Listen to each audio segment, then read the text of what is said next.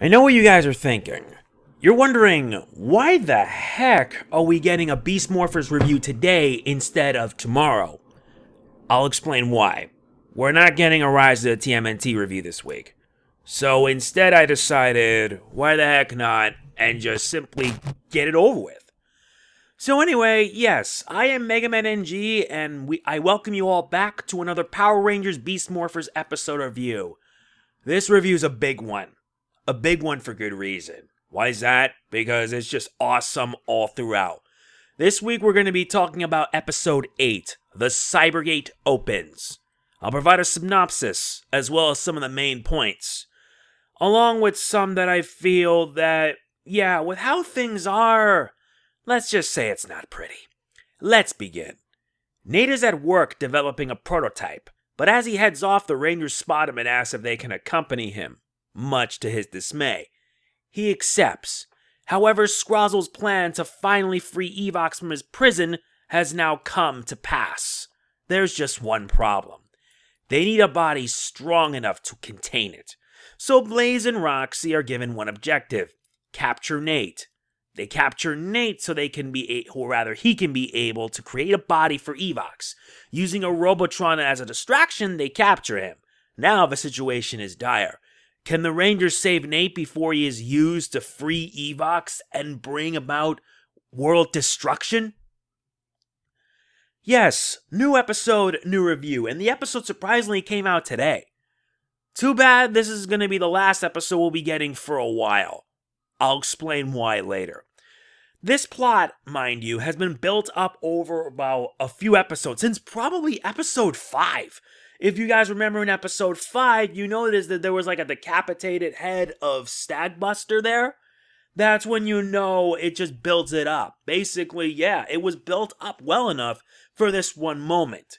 Scrozzle now has what he needs to hopefully free Evox, and he does so by means of a Cybergate. And with the Cybergate, Evox can finally be free. The only problem is that Evox needs a body powerful enough to contain his energy. So Blaze and Roxy were given one objective: to capture Nate. And speaking of which, Nate is the main focus of this episode. And though we do see the other Rangers kick butt, this is his episode. This is his moment. This is the moment that I feel just sums up Nate lightly. Sure, Nate may be a smart kid, and he may have his insecurities, but this guy, he's no coward. This guy is good, and he's smart.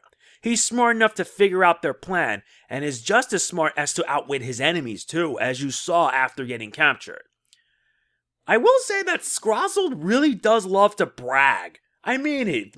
When Nate was captured, Scrozzle simply brags about how he was able to steal some of the stuff from GB Base, and pretty much saying that he has everything he needs to build Evox the body. I mean it. For an evil alpha, he sure is enjoyable. I really do love his actor, though. He nails his performance very well. As far as the Bed and Betty antics go, they're minor, but they're also enjoyable. They also actually end up helpful to the plot, because one of their trackers ends up landing on one of the trucks that the minions were using, and they were able to use it to find where Nate's at. So they actually do help the Rangers, so I don't count them out. They actually are pretty enjoyable and humorous. As it is said earlier, this episode is Nate's episode, and this episode is one of firsts. We get the first appearance of 2 more Power Rangers. Yes, during the episode, Nate sees that Evox will be heading to the new body, so he sabotages it by blasting the Cybergate, hoping that Evox couldn't be free.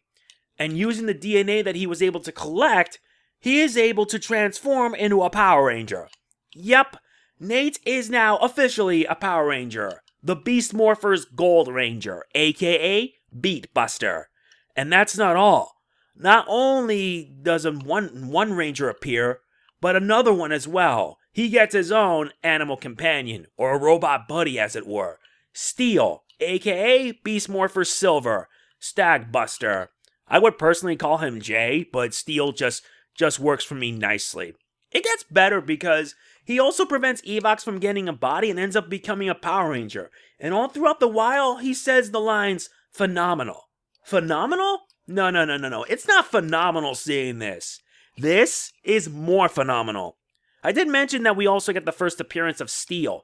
Steel is portrayed by Jamie Linehan. He's pretty good, and he proves to be a worthy compatriot to Nate. And sometimes a bit of a show-off in some cases. Nate stopping Scrozzle's plan and becoming a Power Ranger is to me the highlight of the episode. I don't care if we have the Megazord fight and all that. That to me is the highlight, and that to me is what I loved. I enjoyed it a lot. Because this episode shows that anyone, no matter who or what they are, can become a Ranger. Whether human, alien, or otherwise. Or even a machine. Yes, even a machine can become a Power Ranger. What? Tell that to Steel. He's now a Power Ranger, so there's that. Being a Power Ranger is more than just having the powers. It's about using said strengths to do what is right. And I love it. I really do. It's just made this episode just so satisfying. It's an awesome episode. We get the first appearance of 2 new Power Rangers. One of them finally getting their chance to shine. And it shows because for some reason, Nate kind of reminds me of Billy. For Nate, it's well-deserved. He is, without a doubt, I am going to say it straight. His actor, Abraham Rodriguez, delivered a fantastic job in this episode. And I'll say it straight. He is the GOAT. Knowing that the bad guys did fail to provide Evox a new body, Evox ain't taking his failure lightly. And considering that the Ranger count is now at 5, it's going to make things a little tough for them. I look forward to seeing how the rest of the season plays out now that we have 5 Power Rangers instead of 3. And surprisingly enough, Nate and Steel are pretty much the 6 Rangers. Because in Go Busters, there were 3 Rangers, and the 2 Rangers that followed are pretty much the 6 Ranger archetype. So basically, Nate and Steel are the 6 Rangers, and we're actually got them in the 8th episode. I would expect it to happen much later, but there's a reason why this review is also going to cover something that really bugs me. This episode also is the mid-season finale for Beast Morphers. It's weird, but it brings up a few issues that I have, and it's been like this for many years.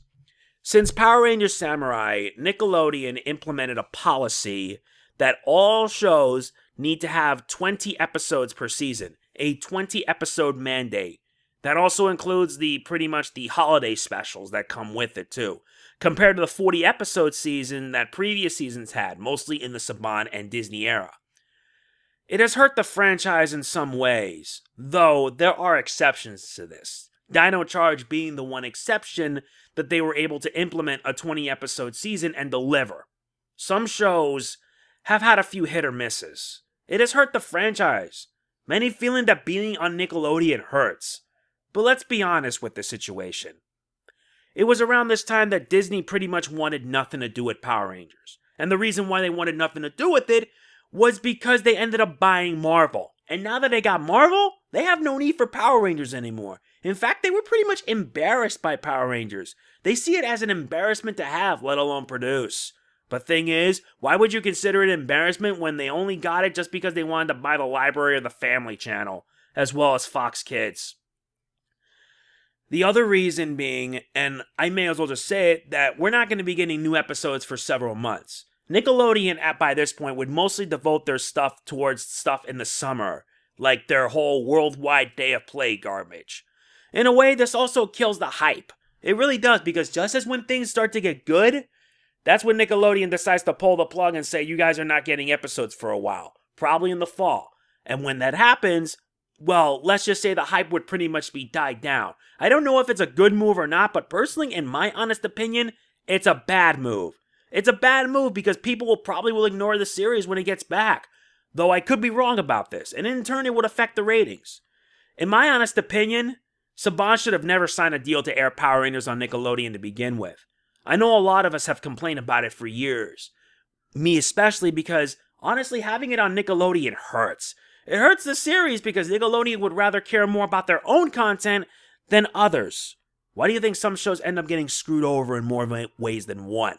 Believe me, it's been like this for years. Even though Nickelodeon has now new executives, I feel they have not learned a damn thing. They really haven't. And personally, Saban should have just signed a deal with Netflix instead. Netflix should have been the better option right from the start. And in my honest opinion, it should have been that way ever since. Why do you think we end up getting seasons that are a bit hit or miss? Samurai was meh, Megaforce sucked, sucked to the point where I didn't watch Power Rangers for the next few years. Dino Charge was good, but Ninja Steel, being the last of the Neo Saban era, was meh. And now we have Beast Morphers, and it's still following the same stupid mandate that Nickelodeon has forced upon it for years. Don't you think it's high time that mandate needs to go? Have it be like 40 episodes again. So that way we can actually enjoy a Power Ranger season without having to wait months for a new episode. This gets me frustrated, and being a longtime Power Rangers fan, I can understand, and I feel bad for many of us that have to stomach through this. But I want to hear your opinion on this. Do you feel that Saban should have gotten a deal with Netflix instead? Because by this point they should have. I want to hear from all of you in the comments below. There's one last thing I want to talk about before I end this review. And if you wonder what my final score for this episode review, it's a 10. The episode gets a flawless 10 because I really loved it, and plus it was Nate's time to shine. And it couldn't happen to a better guy. And speaking of Nate, this brings up one other thing. Blake Foster, aka the Justin. Yeah, yesterday Blake Foster said some things regarding Nate on Instagram that are rather uncomfortable. People were not pleased. He has since apologized for it, but I felt it was mostly damage control, to the point where he actually blames his own kid. In my honest opinion, Blake Foster, what you did was a bad move. And here's the thing, Mr. Foster, because I don't mean disrespect towards you. My problem with you is that you feel that Nate doesn't have what it takes to be a Power Ranger. Well, let me tell you something. Nate is a nerd. Even a nerd like Nate can become a Power Ranger. Do you want to know what Nate reminds me of? Billy Cranston from the original Mighty Morphin Power Ranger series. The original series. Yeah, Billy was a bit of a geek. He was a bit of like a shy kid. And when he became a Power Ranger, it actually meant something. And in time, Billy would develop to actually becoming a strong character. And yet there's you. Back then, you were 12 years old when you played Justin in Power Rangers Turbo. The series that almost killed Power Rangers. And yeah, Linkara has already talked about this in his History of Power Rangers Turbo review. You should all check it out when you can. But personally, in my opinion, what you did, Blake Foster, regarding Nate and what you said, was a bad move. And even though you did apologize, the damage is done. The damage was done. You really did a bad move, man. It was a bad move. And yeah, like I said, you did apologize, but it's already too little too late by this point. And diverting the blame to your own kid? That's messed up. That's messed up, and it further shows that you don't even deserve to be called a Power Ranger. I'm not kidding. You were 12 years old when you played Justin, and now you compare yourself to him, calling him a weenie? No. That's just wrong. Abraham Rodriguez deserved this opportunity. He deserved to be a Power Ranger. Nate deserves it, and it shows that no matter who or what you are, anyone can be a Power Ranger. Whether it be a human, whether it be an alien, or whether it be a machine. It doesn't matter who or what it is. Anyone can have a Power Ranger. And being a Power Ranger is more than just having the powers. It's what you use, using your own strengths to do what is right. That is the true meaning of being a Power Ranger. I could be wrong and I don't really understand it as much, but you kind of get the idea. So anyway, yeah, I don't want to get all too negative about this. I look forward to hearing your thoughts in the comments below. And tomorrow you'll probably get something else since, well, I gotta get this review up. That is going to be it for this review of Power Rangers Beast Morphers. I do apologize that this review came tonight instead of tomorrow, but I figured why not, because we're not getting a Rise of the TMNT review this week. I don't even know if we're going to be getting new episodes, that's the thing. I only hope that Nickelodeon does not screw this up. If you enjoyed the video, please be sure to hit the like button, it means a lot to me. Don't forget to like, comment, share, subscribe, and click the bell. Doing it all helps out to my benefit big time. It really does. And if you do click the bell, make sure it's set to all notifications so that way you'll be known of every upload that I do. I'm not kidding. I've been doing this stuff for years, and the fact that YouTube continues to make it harder really proves it. So yeah, I'll catch you on the flip side when new episodes do come. This is MegamanNG signing off. Peace out. Abraham, Nate, you sir are the GOAT. I mean it. See you next time. Let's morphing.